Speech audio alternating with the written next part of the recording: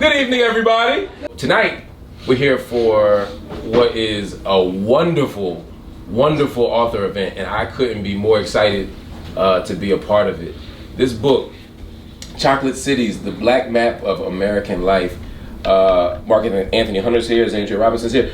When Marcus sent me the book, and I've known Marcus for a long, long time, again making me feel old. Like I remember undergrad, then he said I'm gonna go to grad school, then he got a job as a professor, then he got an even better job, now he got like a chair, you know what I mean? He's a star. And then I found out about you through him when I saw this book. Then I did some Googling it, then I did something.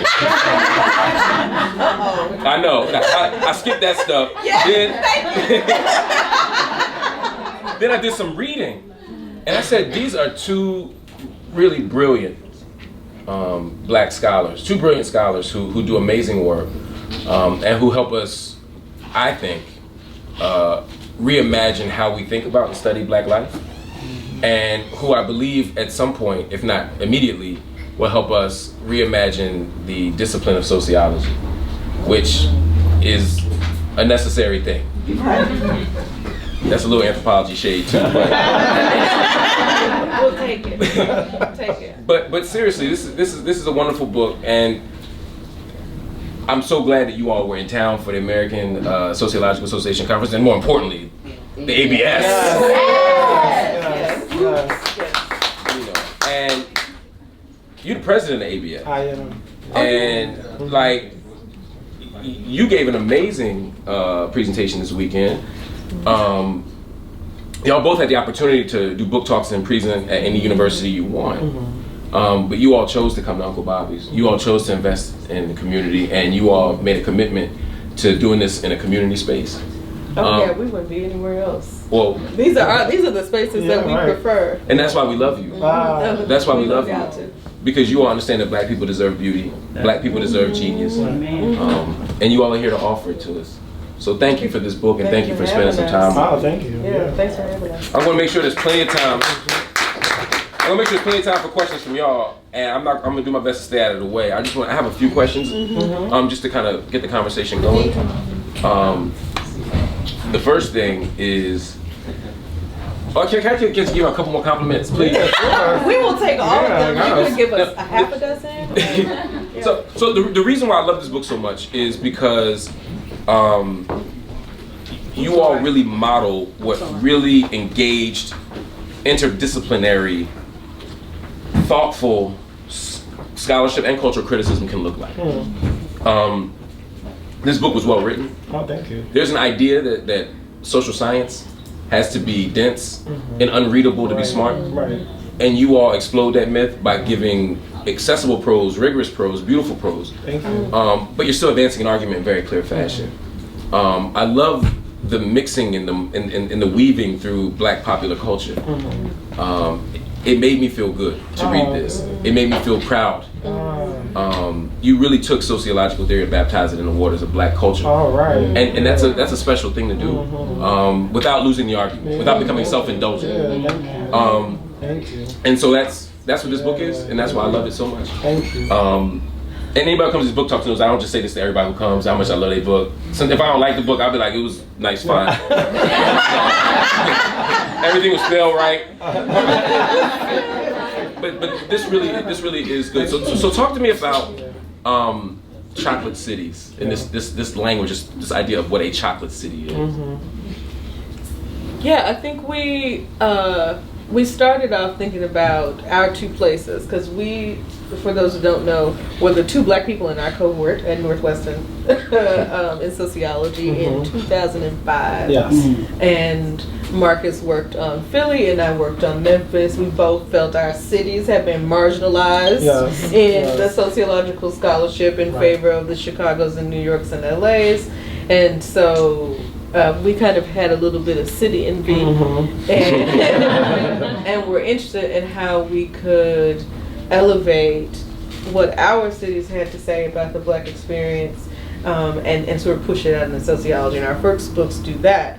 But all along was this idea of chocolate cities germinating, because while we spent a lot of time trying to be like, well, in Memphis, this is what happened. It's different. International.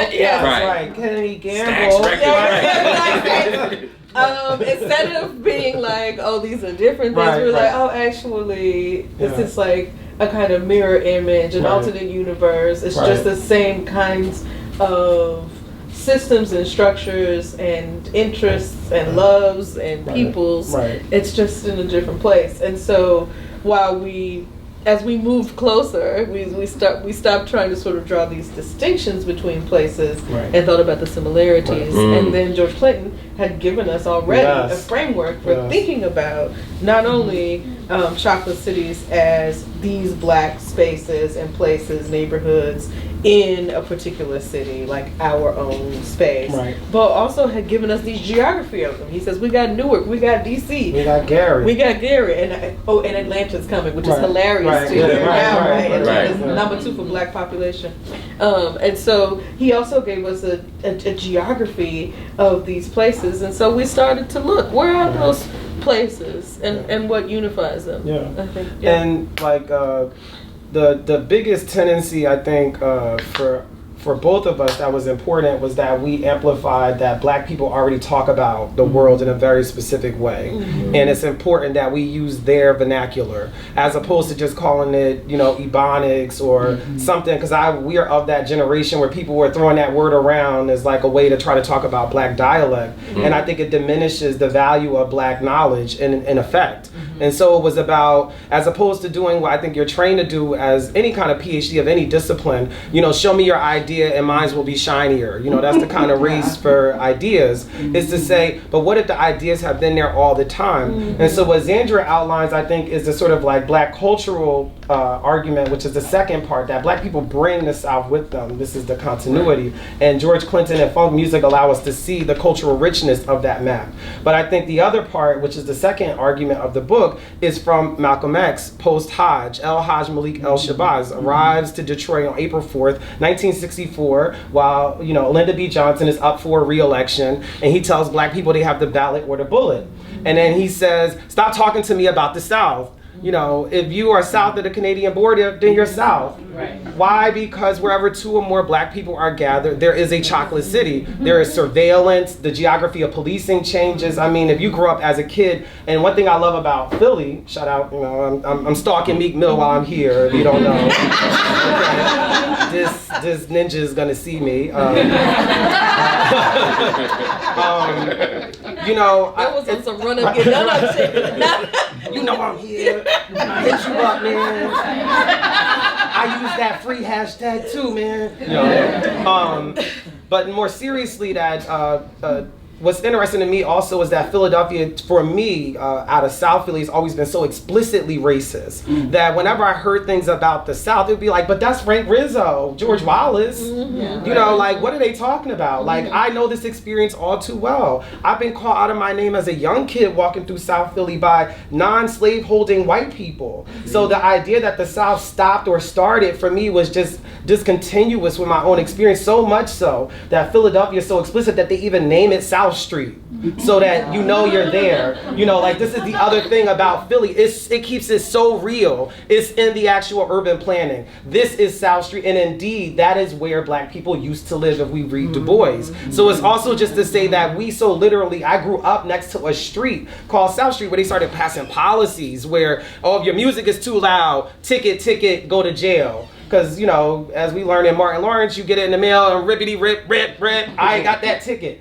Then you got a bench warrant, so on and so forth, we learned from Ferguson. So the idea for me was also that Malcolm X teaches us that the black geography tells us where policing is, where structures of inequality will be, where the most impoverished will be, where the most vulnerable will be. And to match that, I think, with a thesis that is positive about black people, says that when the state is failing black people, as it has done as long as we have been a part of it, black people are still making what Beyonce calls lemonade. And the book, I think, is to merge those two things together, because oftentimes you think, you got to read a book all about the deficits, or you got to read this book all about the assets, but we don't live that way. We live it as a asset deficit all the time.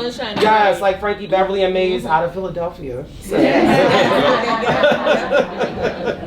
So that I would say is the genealogy, at least, of the harmonic convergence, between Memphis and Philly. And then also us being in those places. I remember the first time I went to Memphis, I was like, wow, this is like Philly. Like, no wonder. Like, there's something, like, they got a chip on their shoulder, grit grind, you know, like, they got a chip on their shoulder like we feel. Because it's like, people go to New York, D.C., you know, when I was writing my first book, people were like, oh, but Philadelphia, is that big enough to generalize from? And it's like, Philadelphia is the second largest city on the East Coast. Right. The second largest media market on the East Coast. Like, sit all the way down. You know, like, that's so weird. That's so strange. But that is the mindset around a place like Memphis, a place like Houston, a place like Philadelphia. And there are these populations of people who matter, who are in these places, and we don't necessarily think about them as like, oh, they're large enough to tell us something larger about what's going on in the world, you know. And that's a sociological bias, and that's what we were trying to push back against, to say these cities actually, if you listen to Black people, these cities actually have something important to tell us about urban life and all kinds of things. Absolutely. So I want to push a little bit on the South thing a little bit more, because you all pushed on this South thing a lot. Yes. Partly through the lens of Baldwin. But this idea of the South as a political imaginary, not just as a geographic location. Talk to me a little bit about how the South has been conceptualized in Black popular culture and also in Black political life, beyond the physical space. Well, we got the Queen of the South. No, I think that let the good people know. Is that Beyonce or is that Gangsta Boo? No, she's Gangsta Boo. It's hilarious that Queen of either Memphis. one. Either one. It's probably Gangsta Boo. So yeah, my first book, This Ain't Chicago, is all about sort of the South as this imagined Black space, and I started to think about the South a lot as in my own experience as a Southerner. When I went to Chicago, I was like, what is this?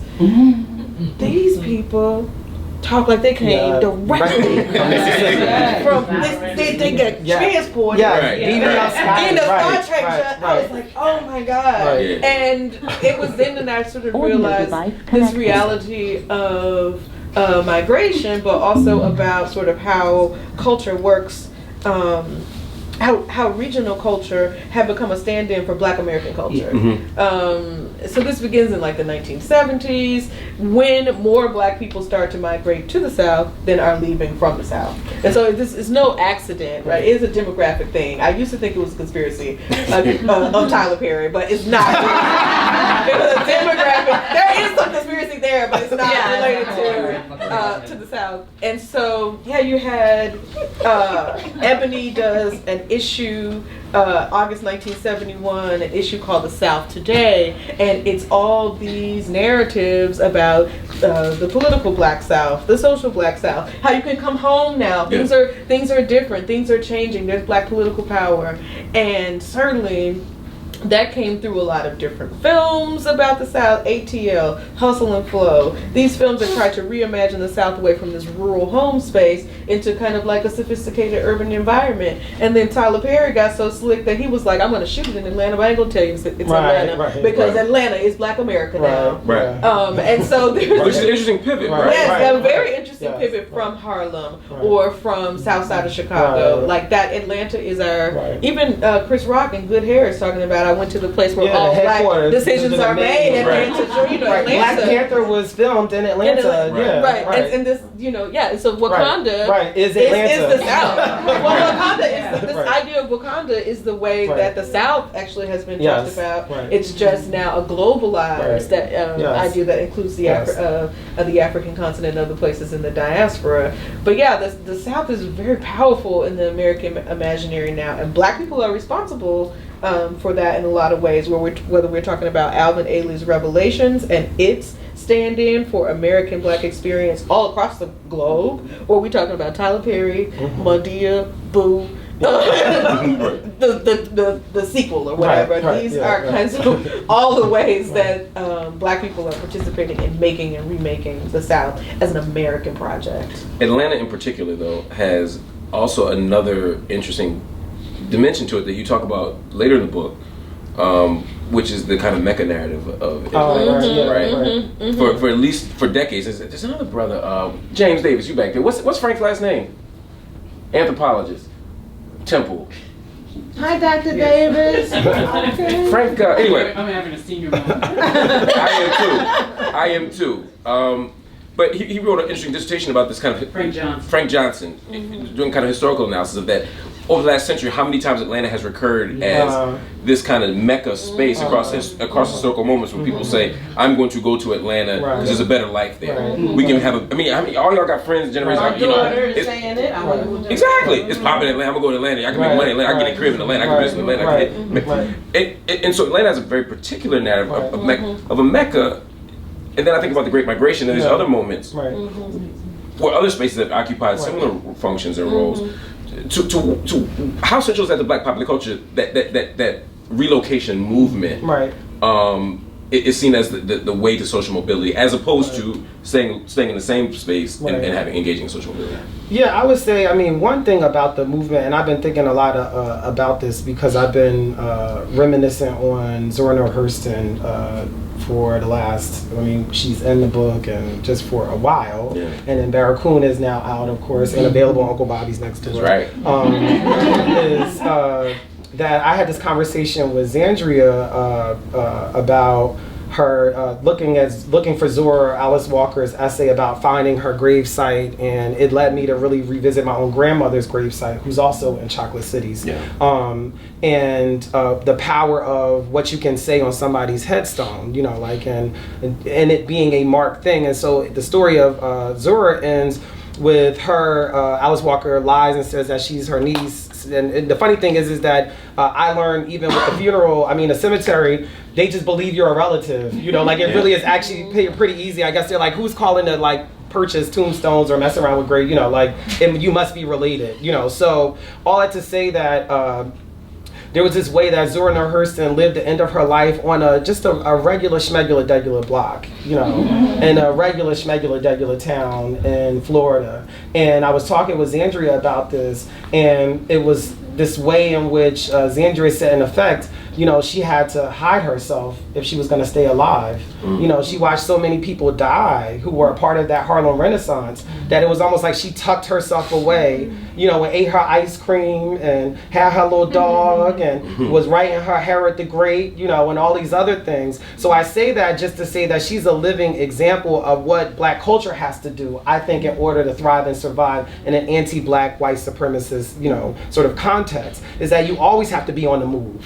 So Black people are moving not just because of that narrative, but it is exactly the way we are still here. That we're constantly shuffling ourselves because they're on our backs. You know, like they're as soon as we're putting it up, they're trying to tear it right on down. So you got to have another place, and it's like, oh, just you thought it was DC, we done moved it down to Atlanta, and by the time they get to Atlanta, it'll move its way right on over somewhere else. We'll be talking about Tuscaloosa or something. Is the new place, because what Atlanta reveals is that water doesn't matter, which is antithetical to the narrative of migration, that Black people got to the spaces that they were through trailways and waterways. Atlanta, there's no waterway that takes you there. So it says something about just the geographic political space that it is. It's almost like an oasis in the Sahara Desert, and the desert is Georgia politics. You know, like this is this weird place, this mirage, that if you look too closely, it might fade away. But that is what Harlem was. That is the Motown sound. That is Stax. You know, it's rotated out of a lot of places. And so what I often say to people is just a projection that Atlanta shouldn't get so self-confident because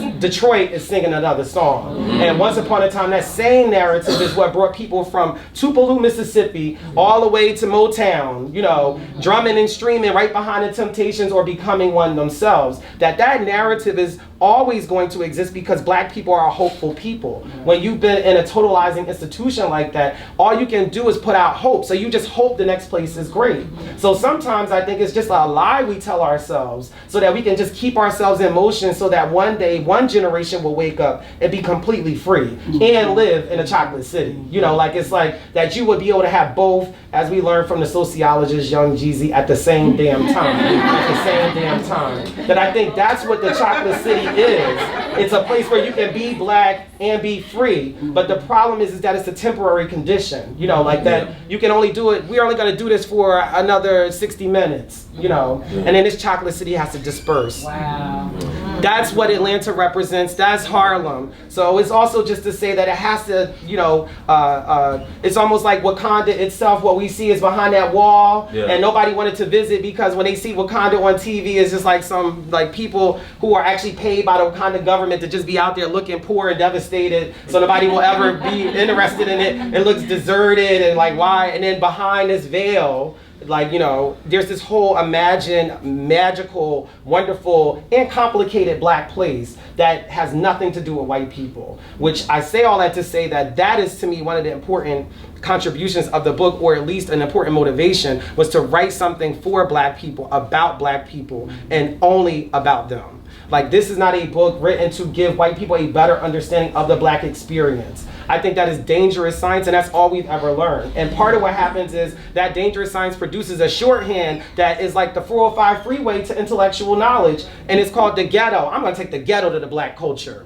I'm going to take that. As a matter of fact, they just put a Hove lane there. I'm going to get me a easy pass, and I'm going to ride that all the way to Long Beach. And I'm going to do an excellent ethnography. But that's the freeway. Then the 10 is the slum. So the directions that people use to just get to us, by the time you get to us, it's like we are last to our own party of knowledge. And the idea is to recover that. And in order to do that, I think you have to stop trying to do the work that the woke white people need to do with the unwoke white people. We are not here to wake white people up. And too much of blackness to me has been about that. And Chocolate City's it's like an unapologetic blackness that can only come from Malcolm X, George Clinton, James Baldwin, Zora Neale Hurston, Ida B. Wells. These are unapologetically black people who do not feel like you gotta make it make sense to white people. Zora Neale Hurston writes an entire book in black vernacular. Right. Either you're gonna follow the story and get down with Janie or you're not, And then for the black people are going, what is this? How black are you? It's the original "your black card revoked" test. Right. Their eyes are watching God. It's like black, you black and you don't like that book. Oh, I'm watching you. Because you speak like that, you know somebody, or you should know someone who does. So it's as opposed to, and I think we often as Zandria says, cannibalize, black music. So as scholars, we use it, Baduism is made me write so many wonderful things, but it's not good enough to be in the thing. Right. That miseducation, Lauryn Hill is everything, and everything is everything, and so is my paper, and she not in it. Right. So what are we saying as black scholars when we have Coltrane on in the background for the ambiance and everything, but he's not good enough to make it into the work? That they're the people who are doing the work and inspiring us, sending us the sonic messages. That's what the Chocolate City is. It's a sonic message, a frequency that tells you that there are others out there, persist, like in The Walking Dead, when they're on the PSA, it's like ding, ding, anybody out there? The Chocolate City is that. That's what he's telling people. We got Gary. Don't be destroyed. We got it. We got these places, and we're working on another one. Don't give up. You might be in rural Tennessee, but we got places. So it's just to say that I think that's part of what the work is about, is recovering something that's unapologetically black and not trying to apologize for it. Yeah. And producing it, and this is why I said it's dedicated to black people here, there, and everywhere. Because that's who it's for, and there are not many books like that available, for us. Yeah. Unapologetically, Yeah. So you raised a couple things that I want to not push back on, but ask you. Push. No, I really don't. I want you to build on a little bit more. Zandria, one is the kind of Jeezian theme of simultaneity. I love that Jeezian theme. Yes, there we go. Yes. Like Foucauldian. Yes, Jeezian. Why not, right? Right, like the trap. Right. Yeah. Excellent. So you talk about this idea. So there's this, in the book you talk about the way that black culture can be engaged in a set of expressive and cultural practices across time and space, or certainly across space, without any level of intentionality about doing the same thing. In other words, what we have in Detroit, we have in Atlanta, we have in Chicago, and it's not like there's a meeting. Right, exactly. Help me understand how these kinds of practices are able to have such kind of proximity in form and content with us being so far away, right? Even, and not just in America, sometimes across diaspora, but certainly in the States. Yeah, I think we have definitely been, social media has allowed us to see how black we all are across, how similar Like you could watch some Kenyan dances and you like, yes, I know those people. That's my auntie. This is how I move. And yeah, I mean, those things are fascinating to me. And this was the part where I felt like, and Marcus and I talk about this a lot, this is the part where I feel like sociology doesn't have the language for it. I think about Du Bois's engagement with Weber and the striving that he had to develop a spirit science, a Geisteswissenschaften, that you could think about a scientific approach to the spirit of folks. And I think that these similarities that we see, these ideas that we see popping up that are happening and unfolding the same place, I mean, the same way in vastly different spaces, says to me that there is some Black spiritual connection there. And I mean, we have empirical engagements of it, right? The Herskovits debate. Did we have African pretensions or not? Are we all just Africans? And so point out Herskovits, the anthropologist, won that debate. Right, to point it out, right? Absolutely. Just seemed appropriate to mention. He Franklin Fraser lost that. He did. He should have. As he should have. He should have, yeah. And so, so we could talk about African retentions, and that would be one way. That seems insufficient as well. Right? Yeah, that's why I'm saying this spirit thing, this spirit science that Du Bois was advocating for and that he was thinking about. I mean, because that's what Souls of Black Folk is. Certainly, we've taken it as a sociological text, but it's a text about the science of the Black spirit. And I think which is why we spend so much time with art, because that art allows us to think about sort of some of the deepest spiritual expressions of the Black soul. And again, not to be like essentialist, but we are talking about a set of human experiences that's very much the same. And so you could say, if you wanted to look at it from a philosophical perspective, you could say, well, this is Black existentialism. And so what's happening is the Black experience is only mediated a bit by place, but the fact of Blackness, to use Fanon, the fact of Blackness doesn't change. And our experiences of Blackness, because of the way that white supremacy works all across the globe, are going to, in some ways, reveal engagements with the human condition, questions about the human condition that look the same when they come out. Not, across time and across space. And so, again, this is where, for me, I felt like sociology failed to have the kind of empirical heft that we needed, which to me was a spiritual empirical heft. What can we recover if we think about Black hoodoo traditions, if we think about Black religious traditions across the diaspora, if we think about the ways that we move our bodies, all of these ways that we attempt to respond, theorize, resist our own experiences, and to celebrate, that to me is kind of the essence of what we're talking about when we're talking about how all these things are connected. All right, so that's very powerful. I want to. So I have a few thoughts. So part of it, I think, I have a few questions, like a multi-part. Yeah, sure. So part of it, I think, is the detachment that sociologists have had from those experiences. Even Du Bois, right? When he's in the backwoods, watching the frenzy at the revival in the South, and he calls it the frenzy, and he calls it grotesque, right? There's a way that he just is looking through the lens of a very clearly white European religious narrative that just can't keep track of Black bodies in the way that you need to in order to understand spirit possession or being filled with the spirit or glossolalia or all these other things, right? But y'all got that, right? Y'all are very Black. Thank you. There's no shortage. There's no shortage of Blackness here at this table. And so then there comes some of the epistemological questions you raise, right? Around how do we develop a framework or a way of understanding these experiences, right? And we start to get at it. I think you say by even conceding the point that there might be something that cuts across Black folk of all sorts. One, how do you begin to develop that framework without using the tools of traditional, not just sociology, anthropology, history, whatever, but how do you get out of that framework? How do you begin to develop those tools here? And one more piece of it. And the second piece of it is, how do you do that and keep track of this kind of way that Black people are all of a certain sort without doing that thing that you hinted toward, right? Which is essentializing all black people, right?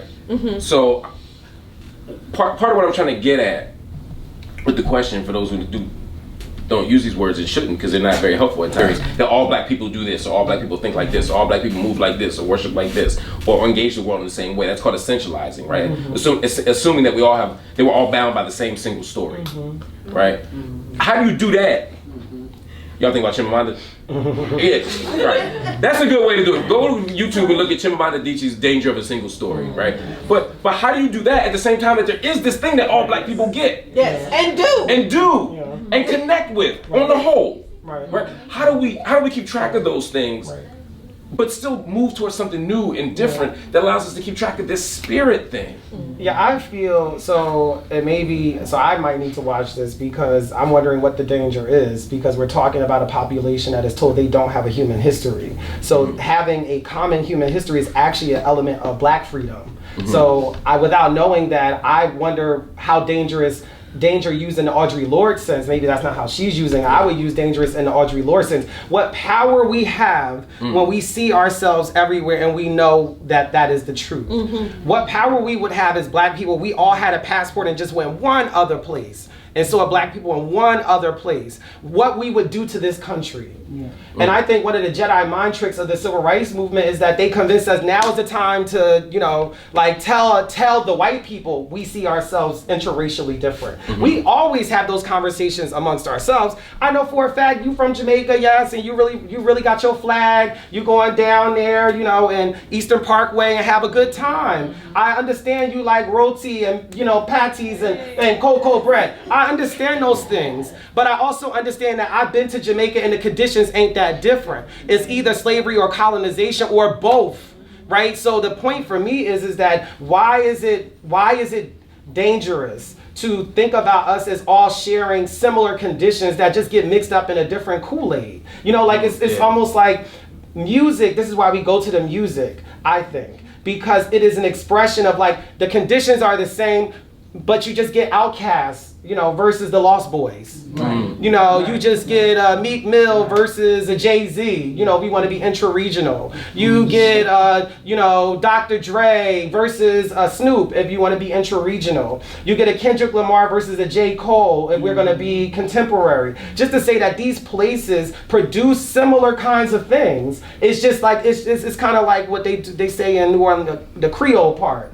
Everybody just putting, I like the Lowry Season Saw, I like the Tony Creatures, I like the this, I like the that. So it's just what we put on top of all of that sauce, but the sauce is really the same. And I think that it's really important that we start to acknowledge that, because until we accept that reality, I think we all want to imagine ourselves as a bit more free than the people in Ferguson, a bit more free than the people in Baltimore, a bit more free than the people over in Philly at Starbucks. We want to imagine ourselves as that, but then these things keep happening as constant reminders that it's not that different. And what if we embrace that reality? I don't think that we've seen a moment outside of black power in some ways, or the emancipation, where it really required for black people. Think about apartheid South Africa. How many people had to really understand that as a single experience?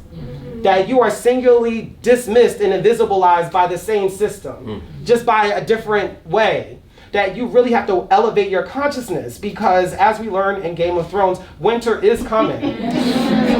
Winter is coming. So you could be from Wakanda, you could be from Atlanta, but it's going to eat you up just the same, because it don't care, because we must have one thing in common. We all have the same kind of enemy.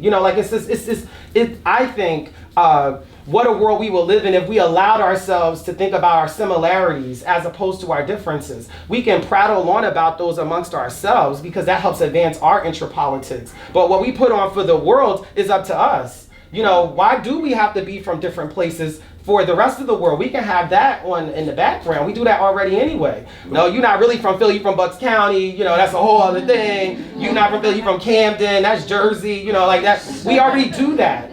But why we present that, and then we wonder why we don't get an Emancipation Proclamation 2.0. The two things go hand in hand, because you're telling them all of us don't need it.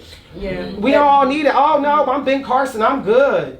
That's the problem. The problem for me, and what I hear in that question is this idea of, aren't black people entitled to American individualism? No. I mean, clearly we are not there. The system is not set up for us to do that. I think there are ways that Black people could imagine, say, pragmatism and transcendentalism and existentialism, and we certainly have done that. But the idea of American individualism is predicated on breaking us all apart in order to get us all to assimilate to an American ideal.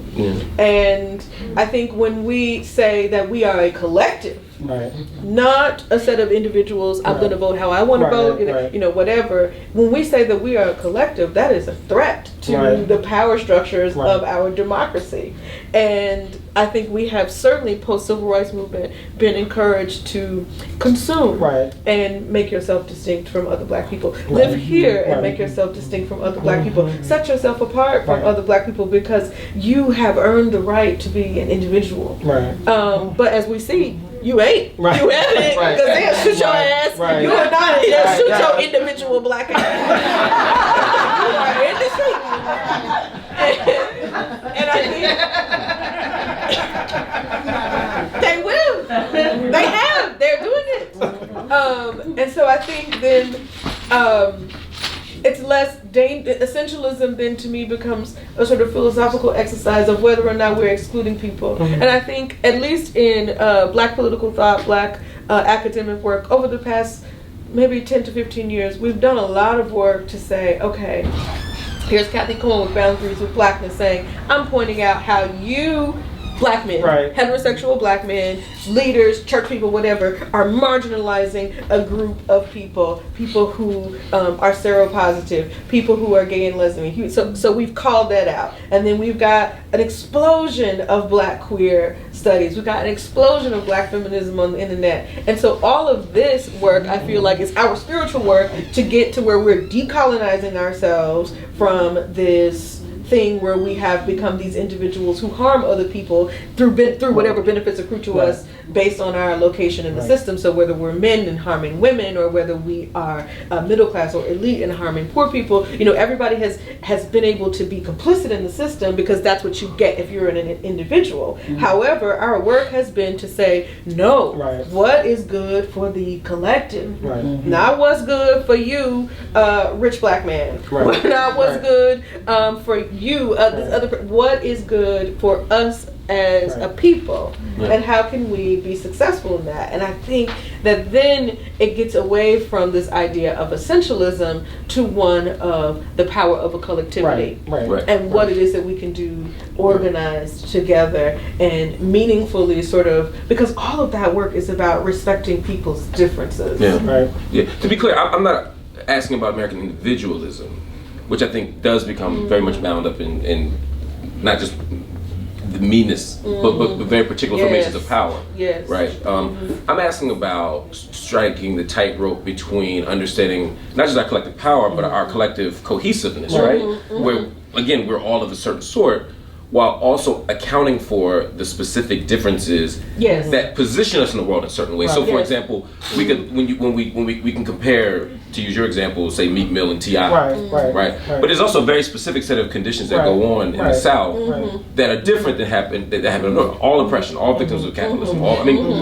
But there might be certain specifics that we can account for, not just in terms of our experiences, but also in terms of our cultural production. If we account for how a Big Frida gets produced, how a T.I. gets produced, how a Snoop or Kendrick gets produced. And I'm just wondering how we can keep track of that kind of individual. It's not so much individualism, but specificity. And I think that's what and I would say, like, I think that's the push for me on that, is to say that what you're finding out, so we think about the mothership and what George Clinton is doing, it's a dispatch from a place that's allowed to hover over the world and see Black people fully. So he's telling us, he's telling us what he's seeing, and the channels are coming in and telling him what we've got, and we just take it just in the Octavia Butler realized version of it. That what I think that then means is that when you hear about a T.I., the the logistics or litigation around what made you differently black don't matter when certain types of surveillance come to meet you. That's the part that I think we forget about in the struggle again for distinction, is that, yeah, but then there's that part that Spike Lee has on Get on the Bus, where they say, and then what do they call a man who owns a Cadillac dealership, black man, nigga, and get off the bus, nigga, nigga, because he's been calling them that all day. That I think that is a real thing, that at some point, most all people, especially we look at the data, we look at black experience, we look at the stories of people we know, at some point it becomes very real to you that you are a nigga in these streets. And that to me is a very important experience to hold on to. And I think that then what happens is we get sent messages that tell us, oh, we're supposed to justify why that happened. So we say, oh, well, what were you wearing? You know, what did you say? What was the decibel level of your voice? And just to pass a word that I feel the Spirit has been passing on to me since I've come home leading up to this. And so I was really thinking about, I'm very loud. I come from a loud family. People have always told us that we're very loud. We speak up here. And I thought, there's so many things about black people that when you put black in front of it, it becomes negative and less understood. So what if we gotta be loud? Because you speak it over oppression, you speak it over slavery, you speak it over reparations, you speak it over the prison system, you gotta speak over bad schools, you gotta speak over like the welfare state, you gotta speak over the war on drugs, you gotta speak over Reagan, Clinton, Bush, Obama, you gotta be louder than them. That's why we're loud. What if that is the case? And that is something that is continuous across the black experience. That if we just embrace that about ourselves, which I don't think we've ever been allowed to do, because there's not a place that we all can go. That's the whole thing about colonialism and there's no place for us to go where we can all know that we're supposed to gather. They tried it in Ghana, right? That was what Kwame Nkrumah was up to, and the FBI canceled that. I was at Du Bois's house just recently. They canceled it so bad that this man is in his 90s in a wheelchair, and they got a black woman spy on him reporting on him all the way from Ghana. Because if this becomes an all-black nation that defeated the British Empire, becomes successful, we sending that message. What else can they do? That I also think that is part of what is important, that if we don't allow ourselves to see what is similar. Sonia Sanchez came to the Association of Black Sociologists conference, the only one that really happened for sociologists, by the way. And she said when she was at Temple and she would teach, because they would be talking about very triggering issues, she would have, a student touch her heart and she would touch their heart. And what she said is because when a human being feels that pulse, then it's another human being. That we don't even do that with each other. That we do share certain things. I think there's nothing wrong with saying that, and I think somebody has to say it. And I am willing, Chimamanda, meet me, we can talk, because I do think that there's never been a story that unites us. And if we don't allow one to be told, when are we ever going to be united? Because when I was growing up and my grandmother would be protesting and stuff like that, it'd be like, united, that's the picket line speech. And I think in order to be united, there has to be a through line. So how do we get further? There was a through line. We were all slaves. Solomon Northrop learned it. He thought he was different until he got snatched and put down. It's like all of a sudden, no, that gotta go. We wait sometimes until the police officers pulled us over, handcuffed us, laid us on the ground and said, I don't give a fuck that you got that PhD. And then you go, oh damn, that didn't do nothing? That is a Jedi mind trick. I just think it's one of the things to understand that whiteness has been one of the major Jedi mind tricks around the possibilities of blackness. Because blackness is everything else. Whiteness is so narrow and blackness is everything else. And we even have people, why don't we call the Palestinians black? Right. Why don't we do that? Why don't we call Islam in France black? They're calling themselves black. Shout out to Jean, Beeman. You can check her out, Citizen Outsider, or in France. But they're using hashtag Black Lives Matter. They don't put it in French because they're black too.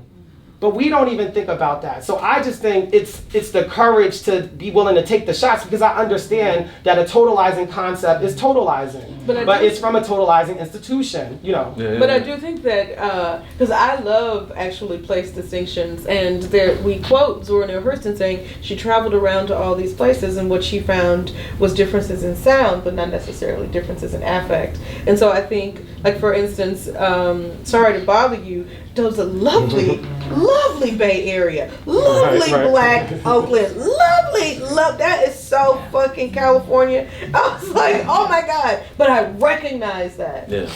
I recognize that instantiation of Blackness as it is, as place is wrapped around it, and I understand how E40 comes out of there. I think we can understand sort of what creates the Robert Johnson blues that creates the grotesque occultishness of 3-6 Mafia. Like we can understand those spatial things and then understand how 3-6 Mafia, Meek Mill, E40, like how these are just different sounds of Blackness. Right, dispatches to the mothership. Different instances. We got Oakland, yes. You know, we got Atlanta. I mean, when you find out that person has popped up, you know, I mean, I think one important hip hop marker, and hip hop is an easier one to use because it's contemporarily the most consumed music right now. Place-based. Place-based. They put on for their city. That's important in the music. Back to the Jeezy and philosophy of life. Right. You know, like that. I think part of what happens is that, you know, as just a allegedly educated Black person, we had a conference for the American Sociological Association that was in Denver, Colorado. I got to Denver and I was just like, wow, there are Black people here. And they're like working on the bus, on the train, like, wow, Black people are in Denver. And I had a PhD, I was at a professional conference and it was blowing my mind. And so it's also just to say, I think that that's important, that experience of like, Black people are everywhere. So when you hear an E40 or a Too Short, that's also a dispatch of like, don't push me because I'm close to the edge, what that looks like when you put a California, you know, mix into it, when you add a sort of Mexico border, when you add all of these things to it, then you get an E4, you stir that around, you get an E40. When you mix that up and you put some, you know, put it in this place called, you know, Georgia, and you put a whole bunch of Black people there and they make some kind of broker a deal about space with white people. You get this Atlanta, you stir it around enough, and then you get, you know, a Young Jock. You stir it around again, you get you a 2 Chainz. You just stir it around, you get a Ludacris. You know, that you stir it around, and then you go down a little bit over to the tail end and you get a Trina. You know, like, you roll it around, you know, put a little bit of Bed-Stuy Funk on it, you got a little Kim Biggie combination. So it's also just to say, I think that where we would say place is so different, but why is it producing hip-hop artists? Yeah. Like, who are borrowing from the same sort of templates of sonic landscape. It's not like Atlanta music is so different as a Black person in Philly that I can't understand it as like, oh, that means the conditions on the ground are producing something that is very similar. So our music, I think, tells us that there is something similar happening because the blues is being sung everywhere at one point. Yeah. You know, jazz is being played everywhere at one point. R&B is coming out of everybody's mouth at one point. So I also think that this is why some of the people we use, like Aretha Franklin, who, you know, inshallah, for Aretha Franklin, that she represents that Aretha Franklin had to be able to put a Black experience into some songs that were not originally meant to be sung by a Black person and make it authentic to us. That means that she's putting experience in those vocals without even telling us what it is. And then putting it in there. And then the funny thing to me about music, which is what to me makes it dangerous, is that they allow it to circulate. Like, it's like then we start getting our hands on it and we start listening and you go like, wow, Chain of Fools is hitting me. I mean, we might not call it a chain of fools up in Philly. We might call it a fool chain, you know, or, you know, like how we say in Philly. Well, people always throw our lingo, but now it's saying you're in your bag is a thing. That's a Philly thing. You know, feeling some kind of way, that's a Philly thing. That like those things traveling, and somebody who visited Philly was like, everywhere I was going, everybody was feeling some kind of way, because we do. Somebody was in their bag. I learned there's this bag that they're in, which we are all the time, in our bag. And then somebody was like, you know, that's a really good way to put that experience. You know, I was watching the documentary on Michael Jackson. Shout out to Sam Smith. Watching the documentary on Michael Jackson, and when he came with the Jackson 5 to work with Kenny Gamble, you know, Gamble and Huff, the whole situation, they were saying, you know, our music for us, it was always based on the stuff we heard people say at like a place like Uncle Bobbie's. Enjoy yourself. That's what Black people in Philly say. Enjoy yourself. So we said, enjoy yourself. Enjoy yourself. Enjoy yourself. That's the whole. That's just stuff Black people were saying on the streets already, and then they let them put it on vinyls and sell it. You know, ain't no stopping us now. You know, how many graduations in 1979, Mom, raise your hand, okay? Ain't no stopping us now. You know, End of the Road, Boys to Men. You know, like, this is when these songs wind up hitting. You go somewhere, you be like, why does everybody, I mean, this is how we do it. You know, like, there are these songs that wind up traveling, and their ability to travel, their ability to translate says something about what we share. And not only is it happening in the music, now musicians are theorizing about it. Janelle Monáe's Queen video is all about how the messages are encoded in music, and the music is where the revolution will happen. We will break into this museum, we will turn the music on, and then we will have these messages that we missed about, like, oh, enjoy yourself. These are things about survival. Those things are crossing across these spatial boundaries, and this is why I think a significant contribution for me of Chocolate City, the thing that I wanted to do was make regionalism accessible to Black people. Because for so long we've been told that, look, all the Black people are voting the same. They're all gonna think this. If we list somebody, they all gonna be mad. You know, like this kind of thing. Like all Black people are the same across the United States. And even in regional studies, Southern studies, where I in part come from, it's super white. And I'm like, white people aren't the only people who have regional distinctiveness. We have places. We are also makers and co-creators, and in this sort of syncretistic relationship, this dialectical relationship with place. And so what we wanted to do, I feel one of the things I wanted to do in particular was to show how we are very much place making and place makers, and are shaped by our places, but then you can look across and see the sort of underlying spiritual similarities there. And when you call them all chocolate cities, you know, using the term doesn't deny that it has its own other name, you know. So I just think, you know, when I experienced that kind of thought about it, I think, but people have been using it. By the time me and Zandria come into a PhD program in 2005, ghetto, slum, hood, those are real terms that people use all the time to get right to the location. Yes, to get right to the location. So distinctiveness on some level from another vantage point doesn't matter at all. And I think in some ways, the vernacular is what matters. That when we meet people, you know, the first thing people say is like, well, what about rural America? It's like, it's in there. Those are chocolate cities. Yes. Like, and one thing I'll just, you know, also deliver is to say that, you know, we also think about cities a particular way, which is another Jedi mind trick. And as a result, we also think it's something that white people invented, or we think about it in the way that they do it. And most Black people who are enslaved, who are coming to America, are coming from West Africa. They're coming often out of the Yoruba tribe. The Yoruba tribe is an urban tribe. They lived urban. So the idea that this is back to Herskovitz, as you had mentioned, just whatever we want to call it, it was already, it's in there. And I think I've been in this sort of ruminating, thinking about just genetic codes differently in this sort of Fanon kind of way. That like, what if, you know, because of the way slavery worked, we didn't have a lot of time to leave you messages. You know, we just got to put it in your blood, and you just got to get conscious enough to one day tap into it. You know, it's like your mama might die while she's giving birth to you. All she could do is give you that in utero when you come out into the world. Don't play with fire. We don't do that. You notice that.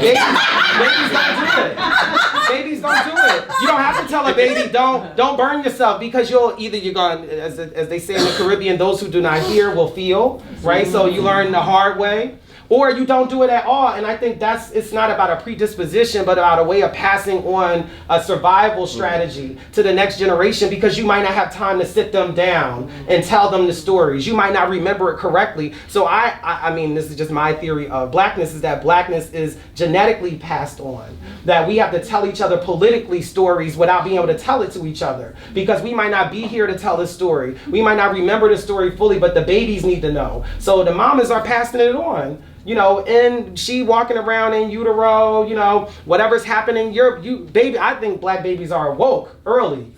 You know, like, because your mama got some trauma that woke you up. You know, you always see like the picture of the baby in a sonogram. Most baby sonograms I've seen from Black babies, the baby be woke as hell when the sonogram like, yeah, Heard them gunshots too. You didn't deserve that ticket. Yeah, you know what I mean? Yeah. That man in the supermarket really did disrespect us earlier today. Yeah, you were not wrong. You did not raise your voice, Mom. You know, like wide awake. You know what I mean? Because we can't afford something else. So I think that it's also important to think about Fanon and what he's saying about how we pass something along in our genetic code to our children so that they know better, so that they could do better, because we don't have time to tell them. So there's, to me, something important about bloodlines, you know, that it's in our blood. You know, resistance is in our blood. This is why when I'm the chair of African American Studies, people think I could run it like a white department. Nope. I want to do this thing. I can say, you know, I'm going to bring, you know, James Brown back to life and he's going to perform just for us exclusively. I don't know, you know, how much is this fee? You know, why gotta be James Brown? Can it be like Mom's Mabley? You know, I want to laugh. I don't want to dance. That's just blackness. You know, that you can't just go along with the get along because you wind up dead. You just know it. You don't know that. Nobody sat you down. But the resistance, I think, is encoded in us. And I think one way you see it is through the Chocolate City, because the song goes gaining on you. You know, so it's our way of occupying space. We're not all calling each other like, girl, you on your way to Washington, D.C. to go take this space? Girl, you on your way to Atlanta? We're not calling each other to say that we're going to Atlanta to take this space. We say we're going to Atlanta to blow up, make films, you know, make music, whatever. But we're also taking up space. We do go to New Orleans though to take space. Oh, for sure. I feel like 50,000 black people like. They know they're taking up space. Yes, we going there. They know they're taking up space. Family, I want to give y'all some time for questions. I've been very selfish with that. I got more questions, but I want y'all to ask some. So let's take some questions. Actual questions. Don't be scared. Oh, y'all can finish talking. There's a question in the back. It's not really a question, but it is a question on the topic of regionalism and dialect. So I'm from Memphis. Hey. That's how I feel too. I've been having this ongoing debate with my Philly friend. Could you talk about the historical significance of the terms Memphis Junt and Philly John? And this is a perfect example of how it's just different sounds in different places. Right. I thought you were going to say cultural appropriation of Philadelphia slang. I totally thought you were going to say that. Well, let me tell you where junk comes from, actually, because it's going to beat out Philly. It comes from juke joint. We're talking about a joint. Y'all didn't have them like we did. Like, we are the originators of juke joint. And so the joint, right, the juke joint was a place where you would go for a variety of things. You would go from some joints. You would go for alcohol. You might go and find a sex worker there. You might go and find a hoodoo worker there. And so this is the way that joint, with our country talk, junt, became a standoff. It's just like a thing. So it becomes this, you can use junk for anything. Let me get that junk. Where you going? You going over to that junk? Are they down there at that junk? Where is the junk at? Things like that. And this is the way that term becomes the shorthand. And that is actually a black vernacular practice where you take something, you make a new word, and then you make it a shorthand for a variety of things. Because, and I think about this a lot as a mother, because I be forgetting words all the time. If I'm trying to go over there and get that thing over the... So it's easier for me. It's a junk with all that trauma. It's a junk over there. Where's the restaurant? There's John over there. I don't know. And so I think that's... And then John, I understand, has a different set of things that it can be. Right. But it is the same concept of sort of using a word that makes the listener have to think about what the context is. I don't know what the junk is. If I'm not in that conversation, I have no idea what junk means in that context. Is it a woman? Is it a restaurant? Is it I don't know what it is. But if you're in that conversation, it's a way that we make each other listen to each other. Use your context clues to figure out what the junk or the John is. John is it. Other questions? I'm old school with the music, but I understand that music reflects the times. So I want to know what happened to the love songs, and how does that, you know, like what is happening today? Because that could just be my perception, because we're talking about rap a lot, and I hear rap a lot, and I just want to know, like, where are the new Isleys, and is it influenced by record companies, or like is the music able to, is the love music still there, and is it able to be heard or be made? Yeah, that's an interesting question, especially in light of, I just want to, for the purposes of the book, I mean, so many of the musical markers, Aretha Franklin, I mean, going down the list are people who is coming out of a love context. I refer to myself often as a survivor of the war on drugs. And that is not a context where black love is going to prosper, so you got to hide it.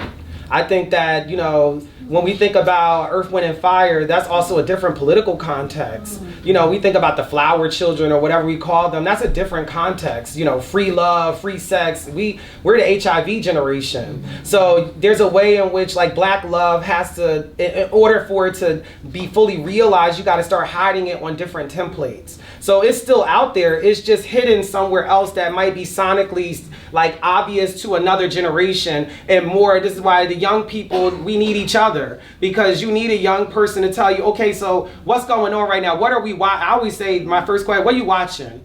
I don't judge, I watch it all, okay? All of it, you know, because that's what I know my people are watching, at least one or two of them. So it's also just to say, it's just hidden somewhere else. So yeah, they don't give us, you know, a Evans Family anymore the way we used to get it, but they got some format of that maybe rotating in a reality show that some generations think is too disrespectful to be viewable, but other people are following it. So I would say that in order for some things that we care about, like love, happiness, you know, those have to be hidden sometimes. So one of my, you know, favorite songs, for example, that of recent times, when I got to LA, I'm a very bad professor in some ways. So I had a student who knew how to get into this club that I had to get to. Okay, I am your professor who was at the club, all right, shaking my ass to the latest trap, whatever, I don't care. New York, Anthem, I love it. So I'm like, what is this LA supper club? I gotta get there. Oh my God, you can get me in this supper club? Because right now, Ain't No Type is my song. I ain't got no type. Hey. That is the only thing that I like. You know, so he talking about he love bad bitches. That's love. But they gotta hide it on something, because if too many people find out we still telling each other we love each other, they're gonna shut that down. In addition to the conditions of the record industry saying what you can and cannot make. In addition to. So it's also just to say that certain things that I think we value, they're definitely still there. I mean, most all artists, I would say, are thinking about some form of love, you know, in their music. Music is love. So even if you're talking about not liking somebody or selling drugs or what, it's for the love of drugs, for the love of money. There's some kind of love operating on music, because that's all music is. It's the song of our heart that we share with other people. So I would just say that find a young person and ask them to tell you, and they're going to tell you, you ain't checked out Bryson Tiller, you know, check that out. You know, check out that SZA. That's what they're going to put you. You be like, S-Z-A? And her album is C-T-R-L? What the hell? What is this? But there's love songs on there. They're going to point you to the Kendrick Lamar. They're going to point you to the J. Cole, For Your Eyes Only. Shout out to Max Ali. You know, the idea is that it's still there, but the template's got to adjust if it's going to survive. And that's why I think at times we need a come to Jesus moment about generations among black people, that we don't always allow other generations to have voice. And this is why Ella Baker is still right.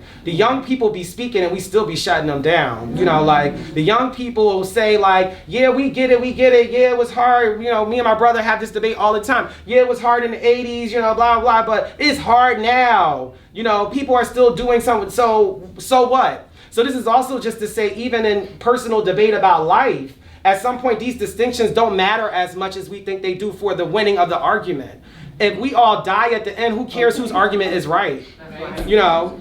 So that's the other point about it, is that what argument gets all of us there? You know, that's really the arguments that we should be working on. And unfortunately, those are ones that might diminish a little bit some of those distinctions. But also to Zandria's point, we just offer up black vernacular regions that allow you to be in a chocolate city and be in a region. You're up south, you're down south, you're mid south. It's just important that you know, as a black person, you are in the south. Because the north is a dangerous Jedi mind trick.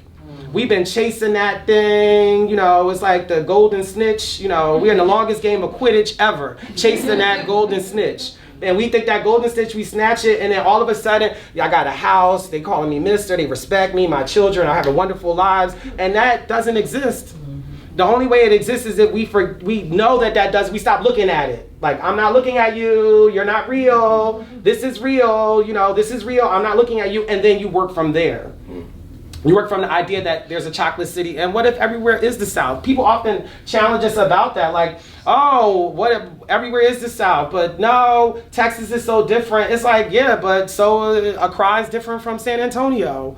You know, Soweto is different from Accra. You know, there's a way that even if we think interregionally, yeah, there are some differences, but it's Africa. You know, that there are ways that we do have shorthands for places that we all accept. The United States of America is a shorthand for a bunch of other people's places, and we use it all the time. So I think that there's power in recovering the geographies of people who have been stolen and taken, and oftentimes, you know, those are things that you get more likely in music for one reason or another, because I think entertainment has been one of the only venues that Black people have been able to have some form of expression. Yeah, I just had a question about gentrification in music.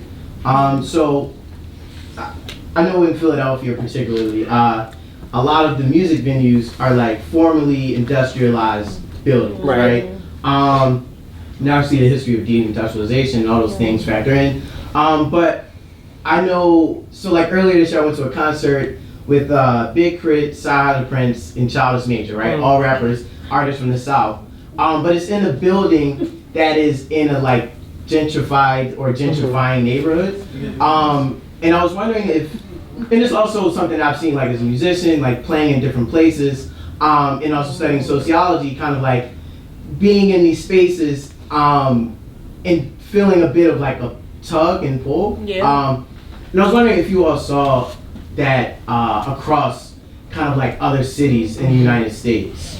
I mean, certainly one of the part of the impetus for writing this book, and people say to us all the time, well, chocolate cities are disappearing. Washington, D.C., the chocolate city, is a latte city now. It's not a chocolate city. What is it that you're talking about? Black people being pushed out everywhere.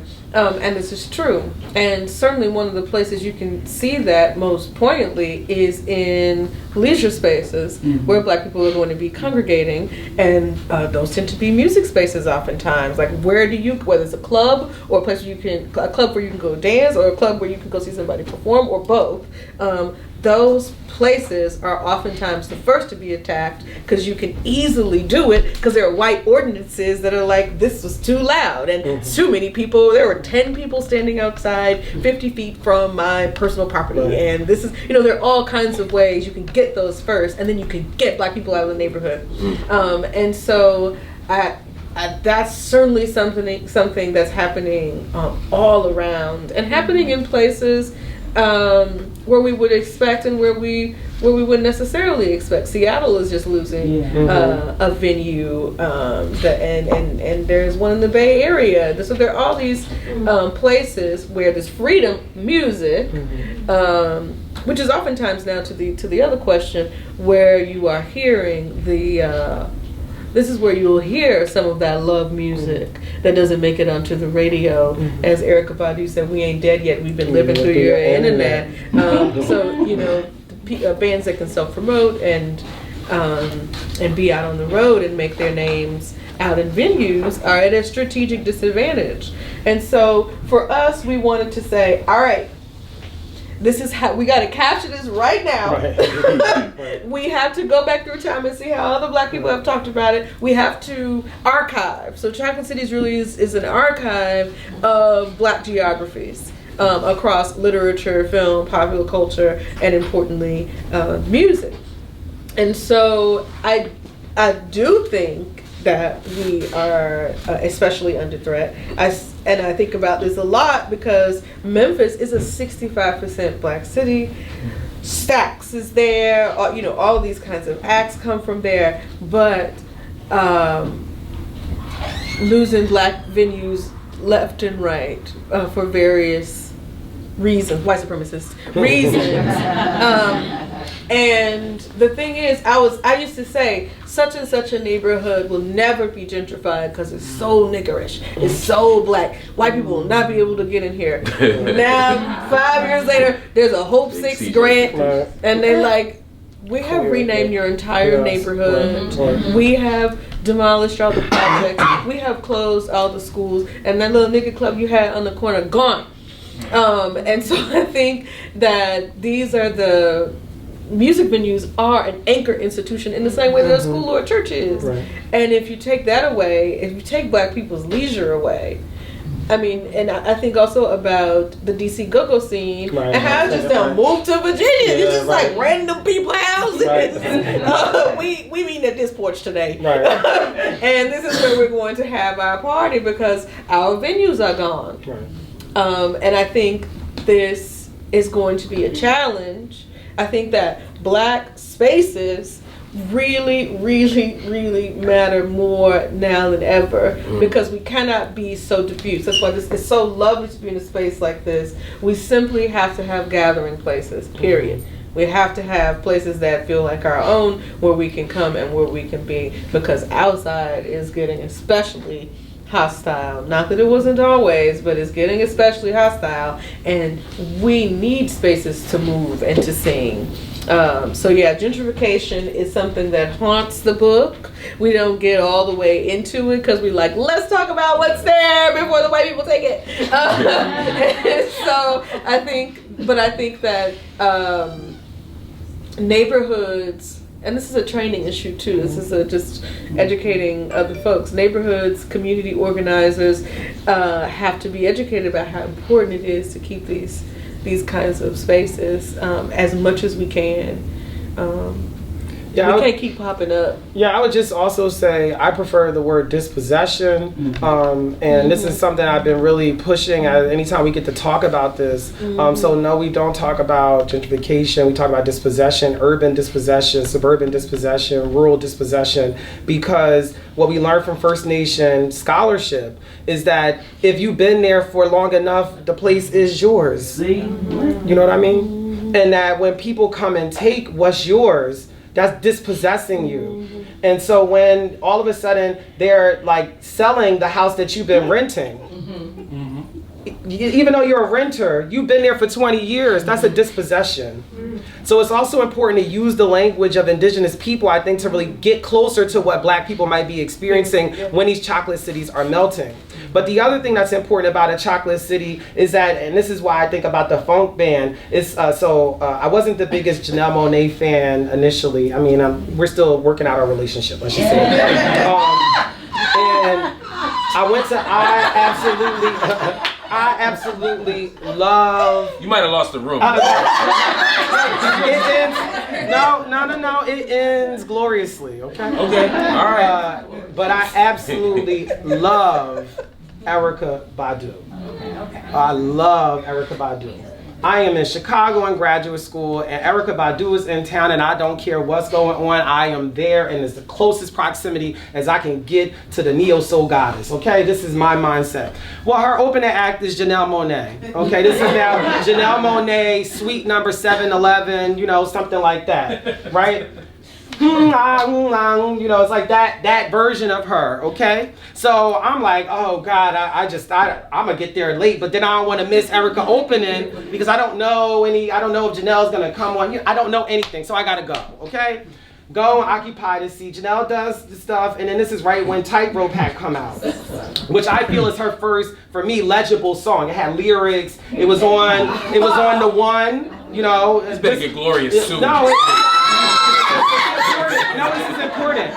It was on the one, and so what's interesting is that she had her fans in the audience. The people that came to see her, they were standing up, going through the motions, and they enjoyed. I was like, wow, you know, she definitely has fans. Okay, all right. So then she does Tightrope, and this is right before Erykah Badu was gonna come out and, as we know, kill it in a certain way.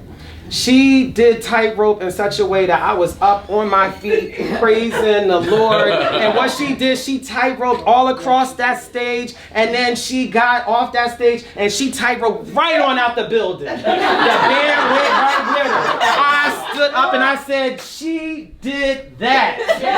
She did that. She took that band and she rolled them out of that building. They were in the streets of Chicago. We heard them leaving the building. That's a chocolate city. So it's just to say that it is the ability to pick up what you need and move it right on along. We going right to the next venue. So it's also, as they are melting, please do not experience this melting as some kind of changing your original programming. We are still on the move, back to your earlier point. And the idea is that we just pick up what we can. We can't take everything with us. Think about Katrina. Can't take everything with you, but we're gonna take the essentials and we're gonna roll that right on to Houston. So it's just to say the Janelle Monáe story for me was in real time, an experience of something that I did not value at the beginning, showing itself in value and not giving any fucks about if I cared in the first place and rolling it right on to the next stop. That's a chocolate city.